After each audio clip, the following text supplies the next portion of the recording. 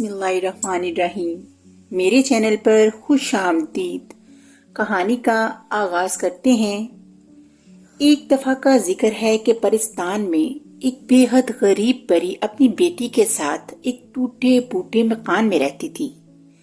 اس پری کا نام عذرا اور اس کی بیٹی کا نام شہناز تھا۔ کچھ عرصہ پہلے وہ لوگ کافی امیر تھے۔ عذرا پری کا شوہر تجارت کرتا تھا اور ان کے گھر میں خدا کا دیا سب کچھ تھا، مگر پھر ایک دفعہ ایسا ہوا کہ عذرا پری کا شوہر بیمار پڑ گیا۔ بیماری اتنی بڑی کہ وہ اپنا کام وام چھوڑ کر چارپائی سے لگ گیا۔ عذرا پری کو اپنے شوہر سے بے حد محبت تھی۔ اس نے شوہر کی تیمارداری میں دن رات ایک کر دیے، اس کی بیماری پر پیسہ پانی کی طرح بہایا، مگر اس کے باوجود اس کا شوہر اسے اور اس کی ننھی پری شہناز کو اکیلا چھوڑ کر چلا گیا۔ ان کے پاس جتنا روپیہ پیسہ تھا وہ تو سب عذرا پری کے شوہر کی بیماری پر لگ گیا تھا۔ اس کے مرنے کے بعد وہ لوگ کوڑی کوڑی کے محتاج ہو گئے۔ اپنی گزر بسر کے لیے عذرا پری نے چند گھروں میں جھاڑو برتن اور دوسرے کام شروع کر دیے۔ اس طرح ماں بیٹی زندگی کے دن پورے کرنے لگے۔ ان کے پڑوس میں ایک دیو بھی رہتا تھا جس کا نام کالا دیو تھا۔ جب عذرا پری کا شوہر بیمار تھا تو عذرا پری نے علاج کے لیے کالے دیو سے کچھ رقم بھی لی، اور رقم ابھی تک ادا نہ ہوئی تھی۔ کالا دیو ہر روز عذرا پری سے اپنی رقم کی واپسی کے لیے اصرار کرتا، مگر عذرا پری کے پاس تو ایک پھوٹی کوڑی نہ تھی۔ وہ کالے دیو کو اس کی رقم کہاں سے لا کر دیتی؟ کالا دیو اس کا انکار سن کر منہ بنا کر چلا جاتا۔ ایک روز وہ پھر عذرا پری کے گھر آیا۔ اس روز وہ بہت غصے میں تھا۔ اس نے آتے ہی گڑھے کو لات ماری تو سارا پانی گر گیا اور دڑم سے چارپائی پر بیٹھا اور چارپائی توڑ ڈالی۔ عذرا پری سہم کر ایک کونے میں تھپک گئی۔ اس کی بیٹی شہناز پری بہت خوفزدہ ہو گئی اور خوفزدہ انداز میں کہا، امی جان چارپائی ٹوٹ گئی، اب رات کو ہم کہاں سوئیں گے؟ کالا دیو غصے سے بولا، عذرا پری اگر مجھے یہ پتا ہوتا کہ تم میری رقم واپس کرنے کا نام نہیں لوگی تو میں تمہیں کبھی بھی رقم ادھار نہ دیتا۔ تم مجھے کیا سمجھتی ہو جو میری رقم ادا کرنے کا نام نہیں لے رہی؟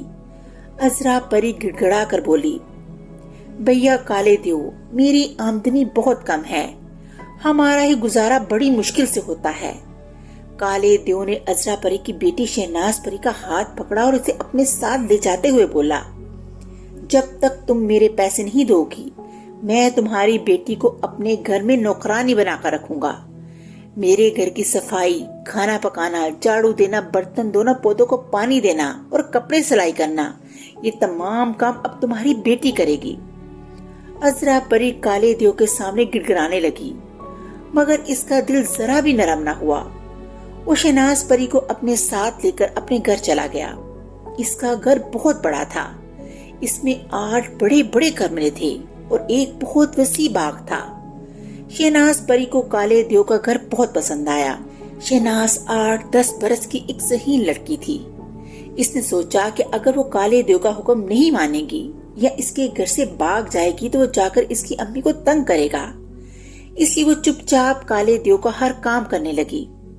صبح اس کے لیے ناشتہ بناتی، دوپہر کا کھانا پکاتی اور پھر گھر کے تمام کام کر دیتی۔ ان کاموں سے فارغ ہوتی تو شام کا کھانا پکانے لگ جاتی۔ کالے دیو کو بھوک بہت لگتی تھی۔ شہناز پری کے آ جانے سے کالے دیو کو بہت آرام ہو گیا تھا۔ پہلے اسے اپنا ہر کام خود ہی کرنا پڑتا تھا، مگر اب اسے کھانا بھی پکا پکایا مل جاتا تھا اور کپڑے بھی دھلے دھلائے مل جاتے تھے۔ وہ سارا دن اپنے باغ کی ہری ہری گھاس پر ٹانگ دھرے آرام سے لیٹا رہتا۔ ایک روز وہ اپنے باغ میں لیٹا ہوا تھا کہ اچانک اس کی نظر کھجور کے درختوں پر پڑی۔ ان درختوں میں کھجور لگے ہوئے تھے اور پک بھی گئے تھے۔ پکے ہوئے کھجور کو دیکھ کر کالے دیو کے منہ میں پانی بھر آیا۔ وہ اٹھ کر بیٹھ گیا اور پھر ایک کھجور کے درخت پر چڑھنے لگا۔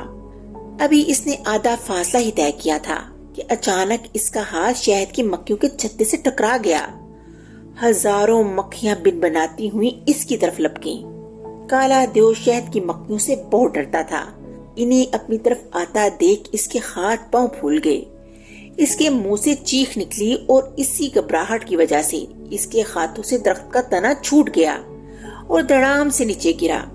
اس کے گرنے کا دھماکہ بہت زور کا تھا۔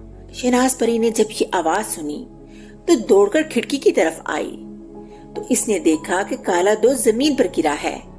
وہ جلدی سے باغ میں گئی۔ کالا دیو درد کے مارے کراہ رہا تھا۔ اس نے اپنی ایک ٹانگ کی پنڈلی کو دونوں ہاتھوں سے پکڑا ہوا تھا اور اپنا بڑا سا منہ پھاڑ کر داڑے مار مار کر رو رہا تھا۔ شہناز پری اسے چپ کرانے کی کوشش کرنے لگی۔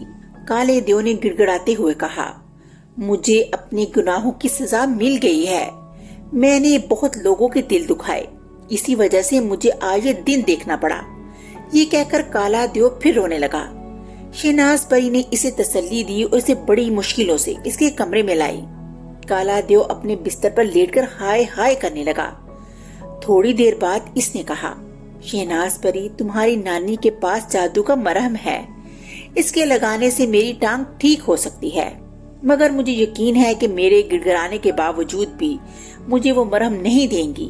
وہ مجھ سے بہت ناراض ہیں، کیونکہ آج سے چند سال قبل انہوں نے اپنے کھیتوں میں پانی دینے کے لیے اپنے گھر کے پاس ایک بہت گہرا کنواں کھدوایا تھا۔ وہ علاقہ چونکہ پہاڑی علاقہ ہے، اس لیے کنواں بہت مشکل سے کھودا گیا، مگر میں نے شرارت کرنے کی نیت سے اس کنویں میں دوبارہ مٹی بھر دی۔ میری یہ حرکت تمہاری نانی نے دیکھ لی، اس دن سے وہ میری شکل بھی دیکھنا پسند نہیں کرتی۔ اتنا کہہ کر کالے دیو نے ٹھنڈی آنکھ بھری اور خاموش ہو گیا۔ اس کے بعد اسے نیند آ گئی۔ شہناز پری بہت رحم دل تھی، حالانکہ کالے دیو نے اس کا اور اس کی ماں کا دل دکھایا تھا، مگر اس کی ٹانگ کے ٹوٹ جانے کے بعد اسے کالے دیو سے ہمدردی سی ہو گئی۔ اس کی خواہش تھی کہ کالا دیو پھر سے چلنے پھرنے لگے۔ اسے اب اپنی غلطیوں کا احساس ہو گیا تھا۔ جب کالا دیو سو گیا تو شہناز پری اپنے گھر سے نکلی اور اس نے ایک طرف اڑنا شروع کر دیا۔ وہ اپنی نانی اماں کے گھر جا رہی تھی۔ تھوڑی دیر بعد وہ اپنی نانی اماں کے گھر پہنچ گئی۔ بڑھاپے کی وجہ سے نانی اماں بہت کمزور ہو گئی تھی۔ انہوں نے جب شہناز کو دیکھا تو بڑی خوش ہوئیں۔ شہناز پری نے نانی اماں کو بتایا کہ چونکہ اس کی امی نے دیو کا قرضہ واپس نہیں کیا تھا، اس لیے وہ اس کو کام کاج کے لیے اپنے گھر لے گیا۔ اب درخت پر سے گرنے کی وجہ سے اس کی ٹانگ ٹوٹ گئی ہے۔ اسے اپنی غلطیوں کا احساس ہو گیا ہے۔ وہ بہت تکلیف میں ہے، اس لیے وہ ان کے پاس جادو کا مرہم لینے آئی ہے تاکہ کالے دیو کا علاج کر سکے۔ نانی امی دل کی بہت اچھی تھی، حالانکہ اس دیو نے ان کے ساتھ اچھا سلوک نہیں کیا تھا، مگر انہوں نے شہناز پری سے کہا، بیٹی، میں تمہارے رویے سے بہت خوش ہوں۔ اگرچہ وہ دیو اچھا نہیں ہے، اس نے تم لوگوں کے ساتھ بہت برا کیا، مگر اس کے باوجود تم اس کی مدد کرنا چاہتی ہو، یہ بہت اچھی بات ہے۔ مجھے یقین ہے کہ تمہارا اچھا سلوک دیکھ کر اسے مزید اپنی غلطیوں کا احساس ہو جائے گا۔ یہ کہہ کر نانی اماں نے جھٹ ایک پرانی سی صندوقی میں سے جادو کا مرہم نکال کر شہناز پری کو دے دیا اور بولی، اگر میری طبیعت ٹھیک ہوتی تو میں بھی تمہارے ساتھ چلتی۔ خیر، اب تم جلدی سے اسے لے کر روانہ ہو جاؤ، اس کے لگاتے ہی دیو بالکل ٹھیک ہو جائے گا۔ نانی اماں نے شہناز پری کو رخصت کر دیا۔ نانی اماں سے رخصت ہو کر وہ پھر کالے دیو کے گھر پہنچی اور اسے جگا کر بولی، میں جادو کا مرہم لے آئی ہوں۔ کالا دیو تو خوشی کے مارے اچھل پڑا۔ شہناز پری نے اس کی پنڈلی پر جادو کا مرہم لگایا تو کالا دیو پہلے کی طرح بھلا چنگا ہو گیا۔ اس کا درد بھی غائب ہو گیا تھا اور وہ چلنے پھرنے کے قابل ہو گیا۔ اپنی ٹانگ کے ٹھیک ہو جانے پر اس کا خوشی سے برا حال تھا۔ وہ اپنے پورے گھر میں ناچتا پھر رہا تھا۔ شہناز پری اس کی بچوں کسی اچھل کود کو دیکھ کر ہنس رہی تھی۔ کالے دیو کو احساس تھا کہ شہناز پری نے اس کی زیادتیوں کا بدلہ نیکی کی صورت میں دیا ہے۔ اسے اپنے پچھلے رویے پر بے حد شرمندگی تھی۔